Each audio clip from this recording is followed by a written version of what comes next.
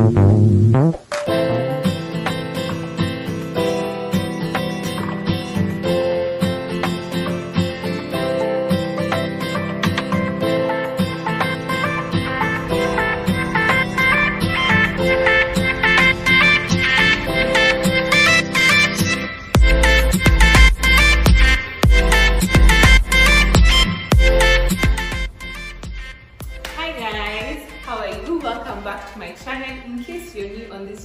name is Emmanuel. I create content on beauty, lifestyle, and basically everything. So I know I've taken a small break over there, but don't you worry, I got you guys, because this month I'm going to be having amazing content for you guys. I'm starting a series known as Stories for Change, and my first guest on this episode is none other than my amazing friend. He owns an amazing company, and we'll get more into the details about that a bit later, but sneak peek, mnaweza muona kidogo wasalimie. Hello, hi there, how are you guys doing? Yeah, so his name is Eric, and he's going to be the first guest on this episode, and I'm super excited for that. So guys, hope you enjoyed this episode and this series. Let's grow the family, let's share this content, guys. Yeah, and if you've not subscribed, kindly hit the subscribe button. 30 seconds of funny video. Okay, Zinesha. Anyway, guys, don't forget to subscribe, share this content. Yeah, so let's head into the video. So I basically know you. I've not known him for actually a long time, but I met him through a mutual friend. But me, I know you. They don't know you, so introduce yourself. Hi there, my name is Eric Otieno. I'm married. I have 2 kids. Kisha, 12 years, and Fletcher, 5-year-old boy. I've been doing safaris for the last 14 years. 10 years I was working under different companies, and then I started off with ESA Safaris 4 years ago. Okay, that's really nice. So what was the idea behind ESA Safaris? Like, when did you know this is my time to move and like just start up my own company? Actually, wait, what does ESA mean? Alright, ESA means, my name is Eric Otieno, and I wanted to do something to do with my name, so I thought like ESA Enrique Safaris or Eric Safaris. And I said, no, let me do some Spanish touch to it, because I speak Spanish. Okay, so I named it Enrique Safaris Adventure. And then it was kind of long, because Enrique Safaris Adventure, what is your company name? Enrique Safaris Adventure. It seemed kind of long. Yeah. And everybody started calling it ESA Safaris. And I thought that's really cool. That's just somebody else's idea. Exactly. Okay, that's really nice. I love the name. I'm just like, I was just intrigued, like, why the name ESA? Anyway, so how long? When did you know like this is my time to actually start my company or something like that? Because I think that's the greatest fear. Like for me, I know I want to start a company, but I'm always like, is it the right time? You know, like, was it circumstance ifanya, oh, nimeweka no boss, I need to go and start my company, or it was like, it's high time I do this now? I think it was back then on a safari we did with a family, and from the States, and they were really nice to me, and they really had a good time. That time I was working under another company, and then they told me, hey, you got this, you can do it, you have what it takes. All you have to do is just do it the right way, take clients to the right hotels, the right properties, and you have these people who are willing to come back and safari with you. Okay, so somebody actually believed in your dream. Exactly. So this was a dream that you actually had, that one day I'll start something, but you didn't know what it took, or maybe to say it in layman's language, that factor that will set you on fire. I didn't know when, and I didn't know how, and when the friends talked to me about it, I said, wow. So they believed in me, let me just start. So I told them, I don't have these and these, and I didn't have a computer. I had basic knowledge about computer, and then they said, Eric, we can send you a computer. So they went back to the States in San Diego. A few months later, I got this laptop Dell, nice touchscreen computer, and I was ready to start. Yeah. Yeah. Where did you start ESA Safaris? ESA started in Tasia at a friend's house. My friend was called Simon Mugai. So Simon did study in Russia, and he knew a lot of computer stuff and how to design websites, coding and stuff. So he had a little room, and that's where my offices were located. Guys, know your friends. Who are your friends? So I started off, I learned how to write emails. I learned how to respond to emails, do the quotations, and slowly we started getting numbers. Yeah.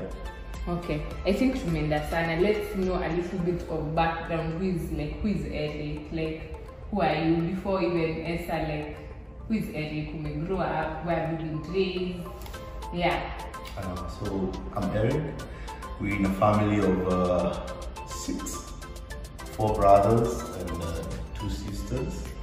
But my dad was polygamous, so he had another wife, the first wife. So in total, I think we are 13 of us. So it's a football team and 2 substitutes. So we were born and raised in Kibera in Fort Jesus. We lived there until I got to high school. That's when my mom moved to Maringo Posta. She used to work in the teleposta. Maringo Posta is? Maringo Posta is in around Jerusalem area. Jerusalem, Jericho, in Islam. So we moved up there, and then I went to high school at Uhuru High School. So I know a lot of the things that goes on in the ghetto and how life can be tough.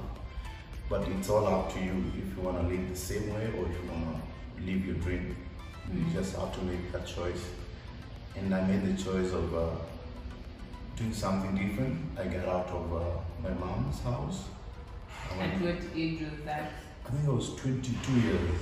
That's right after? Right after high school, a few years hustling in Nairobi, doing a few jobs for Daily Nation and stuff. And then I went to Oltukai Lodge in Amboseli. So there I worked as a salesman for I think 3-4 years. So from there, that's when the idea of being a safari guide came about. Because I would see guides coming and telling stories what they see in different national parks and say, oh, I want to be a guide. And that time I was working in a gift shop. We had lots of books of wildlife, about Kenya, about the people of Africa. So whenever there were no clients, I would read books, get the knowledge, and I said, oh, I want to be a guide. So how was transitioning from, like, how did you get into Olduvai Gorge? Like, okay, umetoka, yeah, how did you, like, now sasa nimetoka shule, nimetoka kwa mamangu, and then sasa nimeingia job. How was that? You know, like, mimi nasema my first job niliconnectiwa na say like that. So for you, how was it? Like, we learned through a job, or how was that? First job, I got connected with my stepbrother. It's called Barak. So from here, there's a job down at Amboseli. Are you willing to leave Nairobi and go down live with the Maasais? And I took the opportunity straight on because I wanted to experience something different and see different people, and also learn, and also being in the wild. Because I would hear stories that it's next to Mount Kilimanjaro. I wanted to see Mount Kilimanjaro. Yeah, you do. So I took the chance. I never hesitated. So how was the transitioning for you? Like, I've decided to get out of my parents' house. How did you land to where you are, where you started off? So first of all, I was just a people person. I like to smile a lot, and it was easy for me to connect with the different tribes there, the Maasais and the new people that I met down there. So not, of course, from the big cities. And I sort of just connected. It was easy doing the job, learning and meeting different nationalities. I mean, that was a big plus for me. Yeah. So what was like the one thing, like ukiwa hapo motivation yako ilikuwa nini? Just to make it big. Either way, lazima niomoke kwanza.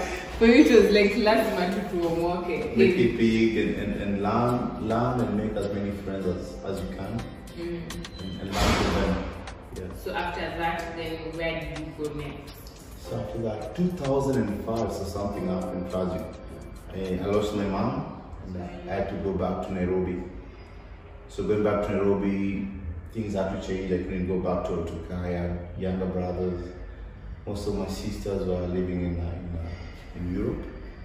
So I had to start all over again in Nairobi, no job, nothing. So I said, okay, my dream was to become a tour guide. So I'll go back to school and learn tour guiding. I did that with French. I started off with French, but I didn't like French. Then I switched to Spanish language. So I learned there, and then I got my first job as a tour guide. So who was paying for this fee actually? The little money my mom got. My mom used to be a clerk, so she didn't earn a lot. So she had a little savings, and the savings we had, we took some to pay for my college, and some we invested in a tattoo business, which for me was a bad mistake. Why? Because we lost everything. We lost everything, and yeah, it was really tough being young and running a tattoo business, and the cops will ask you, "Oh, my pesa wapi?" And it could have cases all the time, being arrested, going to court, and it was so much stress. So we lost everything. Do you think the Kenyan government is tough on the young man? I think it's tough. You just need a little push. You need a little finance. Easy to get cheap loans because we have creativity, and we just want to do honest jobs. We want to do things for other people in the community. We just need a little help, that's all. And then we can do the rest for us. So after college, so what next? After your first job. So in your first job, actually, how long did you stay in that job? I stayed for almost 7 years. I worked for 7 for that one company made you start ESA now? Yes. From there, that's when I moved to ESA Safaris. So I believe that was a really good employer if you were able to stay that long. He was really good. He mentored me. Amos Karuega, if you watch me. He really mentored me. He was really nice, and I learned a lot from him because I was just a young safari guy. Yeah. I didn't know most of the parts. I used to get lost. And we had a transition from driving the small minivans until we bought Land Cruisers, and we were the first ones to start driving these Land Cruisers. So yeah, I think what advice would you give? Now you as an employer now, what is like a lesson that you've learned from your employer? I think just humility in everything, being humble and willing to listen and help others. That goes a long way. And I think for me, if he never gave me the chance, because he gave me the one chance, and I took the chance, and he never regretted it. When I was leaving, it wasn't the coolest thing, but for me it was time for me to do something else. Yeah. I think right now there's also a lot of question about how the young people are like. Young people, I think sai tuko na ile ya huwa ni treat vizuri.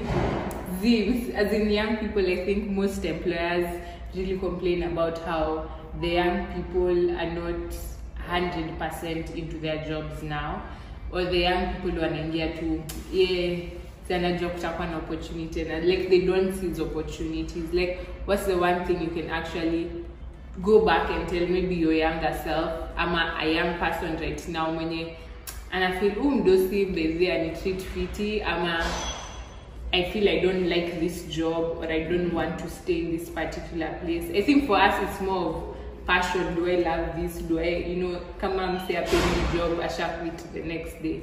So what's your advice to maybe a young person say like Miss Bendi Kenya nafanya, and I just want to go, like nataka tu nitoke job? Yeah, I think for me, the first thing you have to love love what you're doing.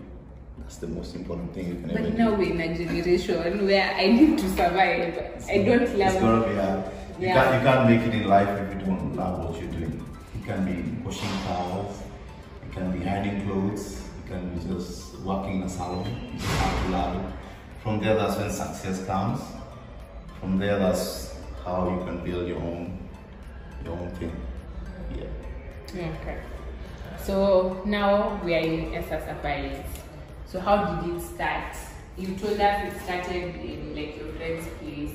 So tell us about like your first encounter, like your first big good trip. Yeah. Wow, that's quite interesting. My first big trip, I'll always remember that because I had a family from Sri Lanka. And the family was quite a big family. I didn't know how big they were. The brothers were playing cricket for the national team. And one was a pilot for the Sri Lanka Airlines. I did the job well. We did attend the safari, Masai Mara, Amboseli, Naivasha, and they really had a good time. And the next thing, they referred me to their family members. So from there, that's when I built my company. We started from 10 clients, 15 clients, 18 clients, and the biggest trip we've done, big group we've done is about 19 clients, mostly from the States. Starting off was not easy, because sometimes I was also learning on the way, and I had to do the best. That was very, very important for me, make the client satisfied, because 1 + 1 will always bring 2, so adding up the numbers, you have to do it the best way. Yeah. So what is like the biggest challenge on starting like a company? What was your biggest challenge? I think capital was quite big because I didn't have any vehicles, and just getting the licenses was very tough. I didn't have the money, and there's a lot of roadblocks. I would say that, like too much bureaucracy. You had to pay for this, you had to pay for this, I had to have an office, and then what I'm earning would not even pay for the office, so it was quite a struggle.